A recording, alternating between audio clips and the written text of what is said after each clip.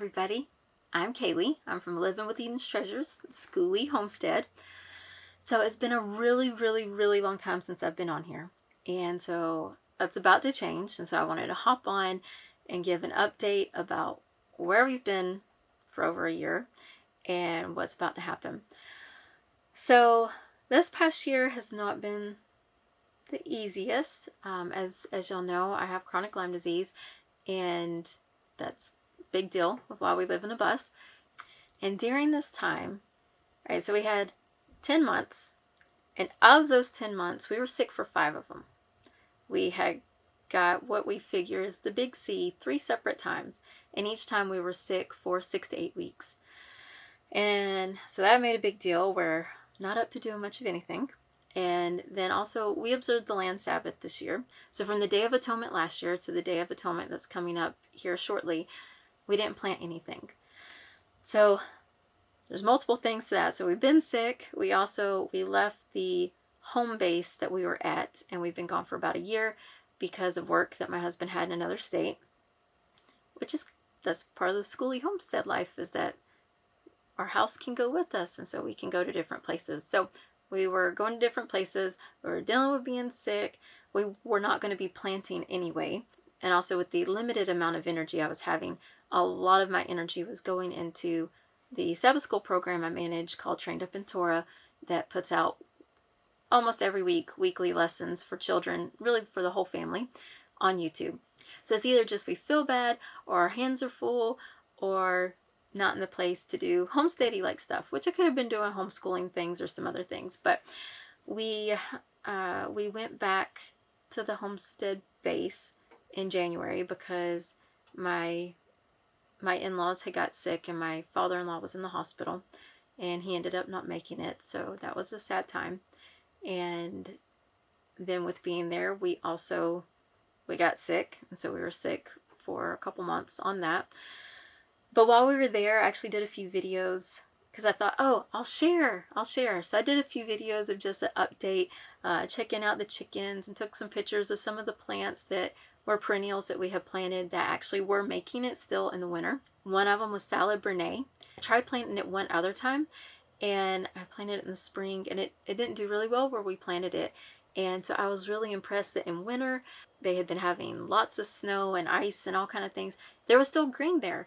So that was pretty cool. So I can't wait to try that again. I'm hoping there's some baby plants, and I'll tell you why. Anyway, so I'll throw up a few things. So then we came back for Mother's Day, and I meant to do a video for y'all to put on Facebook to show the strawberries that we had planted, because I've had some of y'all message wanting to know how the strawberries did. Well, the ones we planted from seed, they all got washed away and weren't a thing anymore. But the ones that we planted the plants of, so we planted 3 plants in one bed, and I'm going to show you what that bed looks like now, or back on Mother's Day. And then we planted 3 plants and some seeds in another area. And those were growing, but they were not doing as well as the ones in the bed. But if y'all remember, some of them, they got hurt when they were traveling to us and got put in the sun too quickly. And so it was amazing to go from these plants that were struggling as babies to now look at them.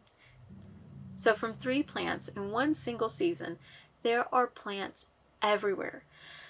Strawberry flowers everywhere, strawberries everywhere. They went crazy. And when we got there, we were only going to be there just for Mother's Day. And so they were green and white, but there was only a couple that were starting to turn pink. And so the children asked me, can we eat them? And I was like, I don't think it'd hurt you. So they went ahead and they were eating green and white strawberries. And this variety of strawberry, I don't know how to pronounce it, so I'll throw it up on the screen for you, that was in this bed that took off like crazy. They made pretty big strawberries. I do have some pictures from when they were ready, so I'll throw those up too. But they made wonderful strawberries. So since we have not been here for a long time, and we're only here for the day, the kids have been super excited about all of these strawberries, even though they're green. And they asked, could they still eat them? And I said, I guess. I don't think they're poisonous. So go ahead, Micah. How's it taste? This one is kind of bitter, except when they're white, it doesn't matter if they're big or small. They're super sweet. Okay, so that one's a little too green. They're still really good. They're sort of like lemons. Sort of like a lemon. All right, well, the ones they were getting earlier was whiter, like this. This one's got some red on it, but they were getting white ones that were not red. And they said they were as flavorful and sweet as the store, and they actually taste better. So here, let's see if we can find another one that's white. What? I found 2. You found 2? All right, let's try a white one. All right, let me see. Hold it up to me and let me see it. All right, so this one is, get it focus, is white. So let's see about that one. That one still feels like it might be too crunchy. All right, go ahead and try it. See what happens. That one's sweet? No, that one is. What about the other one? Even sweeter. Even sweeter? Is it as good as a regular strawberry from the store? Better. Better? So when these things get ripe, they are going to be amazing in flavor. You see a big one? Where at? Let's see, where is my big one? See, there's this one or this one? That one. That one's kind of big right there. That hand. This one? Yeah. Don't pick that one too. Let's just do this one. Is it white? Yep. Yep. Squat down so I can see you. Yummy. All right. There we go. You gonna eat that? Whoops. That one's sweet? That one was good? My husband and the children were all saying they tasted better than strawberries from the store that are red. And so we were like, wow, there's no telling how great these will be when they're red, which we don't know because we weren't there. But his family, they picked them and were eating them. So, which we don't get a full picture on that because they still haven't got their taste back from being sick. But anyway, they got 8. But as white strawberries, they tasted so good, we can't imagine what they're going to be when they're red. So now for kind of like the big news and what I'm saying, we're about to be back making videos. So our little homestead base was in Kentucky with family. They've all decided to sell their properties and move back to Missouri, which is where we were for quite a while. And we left Missouri for a couple reasons. Me and all my children have Lyme disease, and the ticks are absolutely horrible in Missouri. And the mole counts are extremely high. And that really, really hurts me. And I have to wear a mask all the time outside, which y'all have seen me on here. And I want to touch on that in a minute. But there, I was actually having to wear a mask almost all the time inside. Sometimes I could take it off long enough to eat, depending on how high the mole counts were outside. It comes in the house, in and out. You got 5 children. It just does. And it also gets in the air conditioner and starts growing mold in the window units, and that starts getting into the house. It was just a mess for me. And so even inside, I was having to wear a mask basically all the time. And when we left, any of the places our family was at in Kentucky and Georgia is the places we go, while it's humid and moldy outside, it's lower count, so it doesn't affect me inside. See? Mask free. And but if I go outside, I do have to wear it. And the reason why I want to touch on that is because there have been several comments, some genuine, asking why I'm wearing a mask on my videos. I appreciate those. And then there's other people who are not genuine, and they assume that they know why I'm wearing a mask. And they assume it's because I'm worried about germs while I'm standing outside by myself. And they've made some ugly, not necessarily very ugly, but just not nice comments telling me to take that mask off and just different things. So I don't wear a mask because I'm worried about catching an illness outside by myself. I wear a mask because mine are special masks that filter out mold spores. Outside is moldy in most places, especially hot, humid places, which is where we are always at.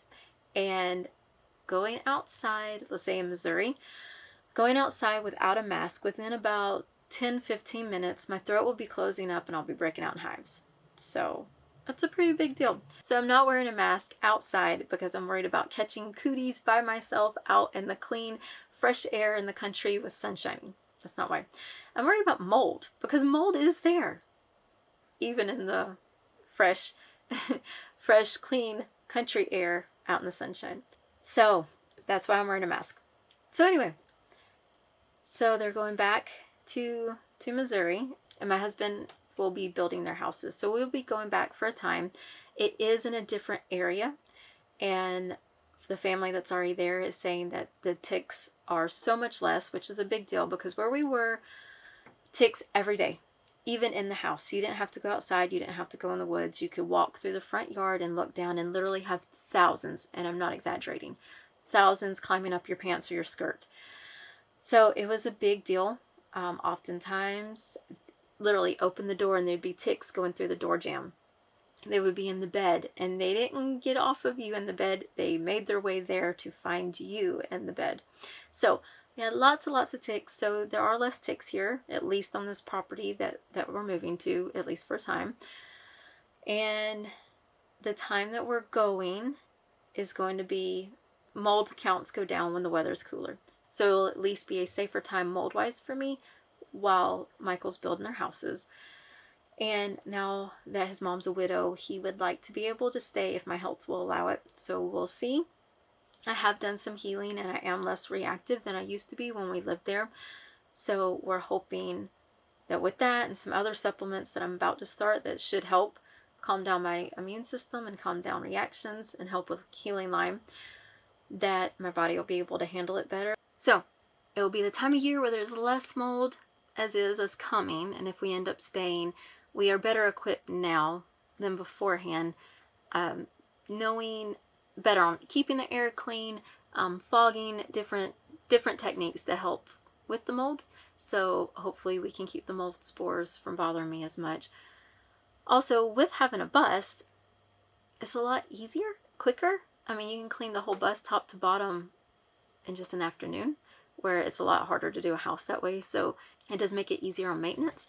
And so we'll see. It'll have to be next spring before we find out, when the mold counts start going up, how it's going to affect me really. I mean, we might get there early, where the summer is still warm enough that we might see some now, but I would want to give it a chance after I get the supplements in my system and get some more healing going on. But anyway, so while we're there, I don't know about you, but for us, these grocery prices are really sucking it to us. And with all the different being sick and things, caused a lot more Lyme flares in me and the children. And we really, really, really need to get some nutrition, some cheaper nutrition, and higher nutrition for us. So we are going, as soon as Atonement gets here and we can start planting, we'll be getting greenhouses going. We're going to have 2 greenhouses that are 16 by 5, which isn't huge, but you can pack a lot of food into. I mean, it's long. 16 foot's pretty long for a greenhouse. I mean, I've never had a greenhouse. As much as I love gardening, I've never had a greenhouse, so that would be long for me. We've had a base for a greenhouse, and we never ended up building it up. So I've always wanted a greenhouse. So 16 foot, and then having 2 of them will be a good bit of food. So we're working on getting plans for that, and then we'll also be working on getting other things going for a garden next year, for if we're still there, because we want to prepare now. But also we're getting animals. But anyway, this is going to be a little of an adventure, getting out there, getting stuff set up. But it's kind of a beautiful thing is that with a schoolie homestead, we actually can set up a schoolie homestead pretty quickly. During this time of us not being there, we did sell the quail, we did sell several of our chicken tractors, but we did keep one big one that can be moved if you want it to be. And Michael made it in a way it can be easily took apart so that it just kind of folds up. So we'll be putting all of our chickens into a truck and putting a cover over there to protect them, and taking their house. And so when we get there, just pull out their house, put the few, screws or whatever it is back together, put up the electric fence, and now our chickens have a place to be, and it can happen lickety split and be done real quick. So we planned on purpose, because we didn't know whether we were staying in Kentucky for a year, years, 2 weeks. We didn't really know how long we were staying in Kentucky. And so everything that we did it in a way so that it could go with us. So we didn't do fencing. We did the netting, electric netting, so we could take it with us. The tractors could be broke down and taken with us. We even, the trellises that we put up, they took the cattle panels down, and the cattle panels are going with us. So we'll have the framing for our greenhouses right away. And so anyway, we plan stuff on purpose because we have had to leave our things that we've put our hands to multiple times, and it just always seemed like we'd put work here and then we'd leave it and we would never get to reap the full benefit of all of our work. So that was something that we did different this time. We made stuff where it could go with us. We are digging up some of the perennial plants and the strawberries and things that are there to take with us to kind of get a little extra boost on starting a garden for next year. But anyway, so a lot of homesteady stuff will be coming here shortly, and we'll be sharing, and I'll probably be sharing more on homeschooling as well, and we'll be taking you along for the ride. So I'm sorry this was long, but we hadn't seen each other in a long time, so I want to give this update and break everything down and let you know that we've got new content coming soon and what it's going to look like and where we've been all this time. So anyway, we have been getting prepared, getting our seeds. And I have a friend who owns their seed company. They have a small family-owned business. They're homeschoolers. And I'll put the link to their website in the description. They've got this ammo kit. It's something brand new that they've just started the last few months. It is, what's the name of it? It's an emergency vault. That's what it's called. An emergency vault. And it comes with like everything. Something of everything that you would need in case of an emergency, in case you need food, which looking at the way things are going right now might be a real need for basically everybody. And it's a really, really good deal. And it comes in the ammo case. It's confined and neat and easy to take care of. And just grab and shove up under, wherever you can store it for the day that you need it. We got it, not for the day that we need it. We're going to use it. So yeah, we're all prepared. We've got some other seeds that are specialty seeds that we really, really like, that are our favorites. And we're ready to go. So gotta just get everything there and get it going. But anyway, we'll bring you along for the ride. So I hope you have a blessed week, and we will see you soon. Shalom.